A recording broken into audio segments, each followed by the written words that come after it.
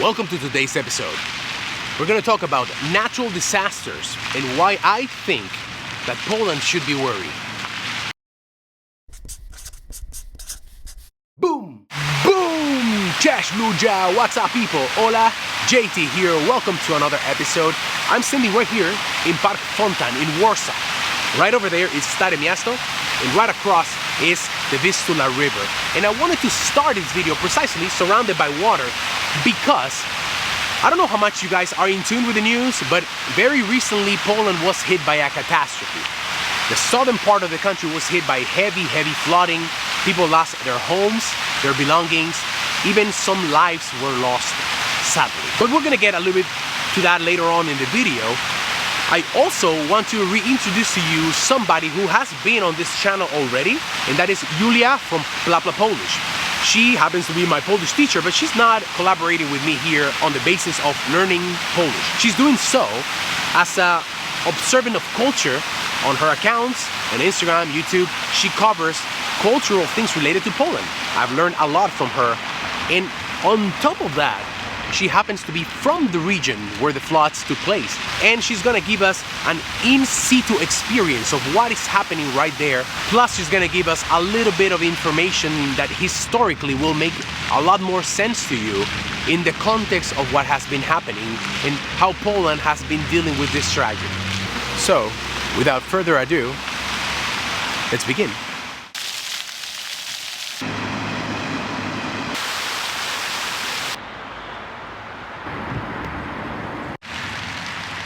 We live in an incredible volatile planet with constant natural hazards striking literally every day around the globe. It seems like we are almost on a day-to-day basis at risk of some major force threatening our existence on this planet. Some places are more prone to getting some of these threats, whereas some other places are kind of like a little bit more peaceful, where its citizens can live a life that is a little bit less in fear of some disaster striking and literally putting an end either to their lives or at the very least to their livelihood. One of those countries is Poland, a country located in Central Europe with a continental climate and around 38 million inhabitants with a relatively flat terrain. Now, having said that, Poland is a relatively low-lying country with 91% of its terrain laying 300 meters above sea level. Some of the greatest meteorological threats in Poland include, listen to this, either extreme precipitation or extreme low precipitation. So it's a country of extremes. It's either raining a whole lot, too much, or it's as dry as an old piece of bread. Also, strong winds, violent maritime storms all the way up there in the Baltic Sea, and of course extreme temperatures. Now, this does sound like things are not as calm as I just mentioned previously, but I'm gonna give you a couple of facts that will help you understand that actually is quite rare, or it has been quite rare for Poland to get natural hazards. If we talk about earthquakes, for example, we have in the year 1932, the year 2004, the year 2012, 2017, and 2020. And all of them were below 5 magnitude in the scale of the earthquakes. Now remember, Richter scale. And if we talk about floods, which is precisely the thing that sparked my interest in recording this particular episode, actually also have not been as many. In the year 1934, the infamous 1997 floods, 2010, and this year, 2024. You guys know that I am from the Dominican Republic, and this place is a hotbed for natural hazards. We get droughts, we get floods, potential tsunamis, hurricanes, heat wave, basically almost anything you can mention with the exception of tornadoes. Every year we get several warnings of cyclones or full-on blown hurricanes that are born in the warm waters of the Atlantic and make their way all the way up to the Antilles.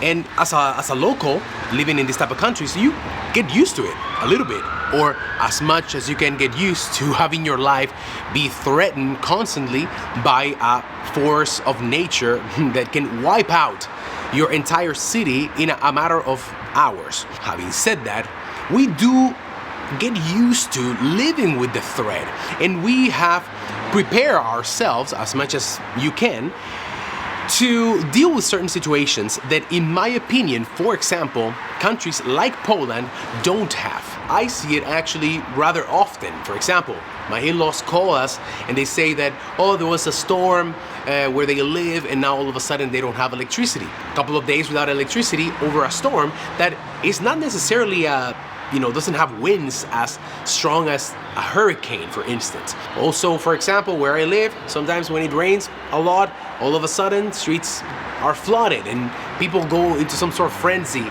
because just the country's not ready for it. I want to make sure that I express myself and say that I am not in any way, shape or form implying that Polish authorities are not doing everything that they can to help their citizens, but the citizens of the country, I don't think, at least I don't see it, that they are as prepared for natural disasters or at least for forces of nature imposing their might upon us.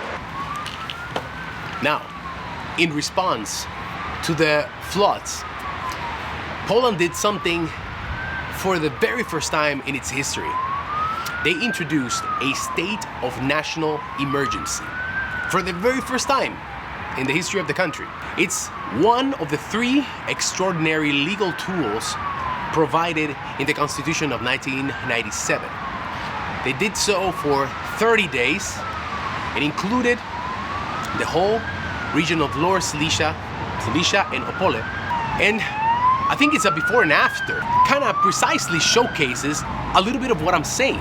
Things are not the same anymore in Poland when it comes to the threats that we are getting from the forces of nature. And now, like I said on the intro of this video, we're gonna go to Julia. She's gonna explain to us some really, really interesting things. And we're gonna see what is happening right now as you watch this video in the southern part of Poland. Let's go to Julia. Cześć, dzień dobry. Z tej strony Julia z Plapla Polish. Dziękuję Jay za zaproszenie do tego odcinka. Jestem tutaj nie dlatego, że uczę języka polskiego, ale dlatego, że jestem dolnoślązaczką i mieszkam na terenach dotkniętych powodzią. I w związku z tym chciałabym Wam dzisiaj opowiedzieć o tym, co zmieniło się w Polsce po 1997 roku. Możecie zapytać, dlaczego po 1997? Kochani, to dlatego, że wtedy Dolny Śląsk nawiedziła powódź tysiąclecia. W tamtej katastrofie zginęło 114 osób i tysiące ludzi straciło dobytek życia. Ponadto bardzo ucierpiało główne miasto wojewódzkie Wrocław i szacuje się, że straty w całym województwie to koszt około 12 miliardów złotych. Natomiast dzisiaj nie planuję opowiadać Wam o tym, co wydarzyło się w 1997 roku. Na ten temat możecie posłuchać w moim odcinku podcastu, także obejrzeć serial Wielka Woda. Dzisiaj główne pytanie to, czy mogliśmy uniknąć tej tragedii. Polska przez ostatnie 27 lat zrobiła na Dolnym Śląsku naprawdę dużo. Przede wszystkim zainwestowano w systemy melioracyjne, powiększono i rozbudowano wały, pogłębiono koryta rzek. Niestety w tym miejscu, gdzie teraz stoję, okazało się, że to za mało. Nagrywamy ten odcinek w momencie, kiedy do Wrocławia nie dotarła jeszcze największa fala. I prawdopodobnie tym razem Wrocław pozostanie bezpieczny, a to dlatego, że w Raciborzu wybudowano wielki zbiornik retencyjny Suchy. To znaczy, że na co dzień rośnie tam trawa, a dzisiaj cały ten obszar wypełnia się wodą. Dzięki temu zostanie zablokowana woda, która by jednym dużym nurtem dotarła do Wrocławia. Obecnie w Polsce działają też numeryczne modele terenu i monitoring hydrologiczny, który pozwolił obliczyć zasięg fali. Ale czy te systemy działają? Naprawdę trudno mi powiedzieć. W moim mieście na przykład ludzie dziwią się, że wszyscy otrzymaliśmy informację o wielkim niżu, który może wywołać powódź już 8 dni przed opadami, a z naszego dużego zbiornika znajdującego się w okolicy woda nie była opuszczana. Dodatkowo w Polsce zmieniono także prawo i surowo zakazuje się budowy nowych obiektów na terenach zalewowych. Niestety, jak wiadomo, wszystkie te czynniki prewencyjne zawiodły i dzisiaj polskie miasta i polskie wsie na Dolnym Śląsku znajdują się pod wodą. I słuchajcie, dotarłam do bardzo interesującej opinii dwóch ekspertów, o której za moment Wam powiem. Tych dwóch naukowców, biolog i hydrolog, uważają, że działania, które podejmujemy, są skuteczne tylko do pewnego stopnia. To znaczy, gdy przychodzi większy opad i większa fala, niestety zawodzą. Dlaczego? Okazuje się, że nasze rzeki, przynajmniej te tutaj na Dolnym Śląsku, są wybetonowane. To znaczy, że one mają wymyślony przez człowieka kształt, przypominają rynne i mają jak najszybciej przeprowadzić wodę dalej. Skutki takiej metody hydrologicznej odczuł Wrocław w 1999 roku. Naukowcy mówią, że zamiast inwestować w powiększanie wałów i pogłębianie rzek, powinniśmy pozwolić płynąć rzekom tak, jak one chcą. Czyli powinniśmy renaturyzować koryto rzeki. Skutkiem tego byłyby naturalne tereny zalewowe, a nie takie jak tutaj. Problem polega na tym, że renaturyzacja rzek to bardzo drogi proces.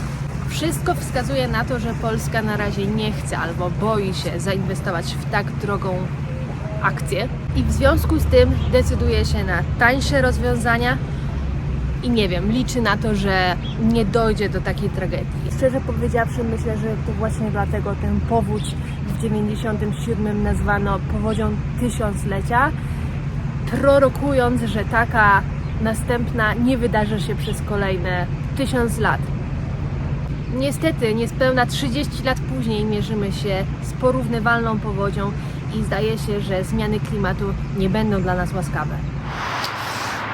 You know, I don't want to make this episode about climate change. I'm not going to beat a dead horse. We all know climate change is affecting our planet. Wildfires are wilder and more destructive than ever. Floods are becoming more often and almost uncontrollable. And according to the last reports on climate by the United Nations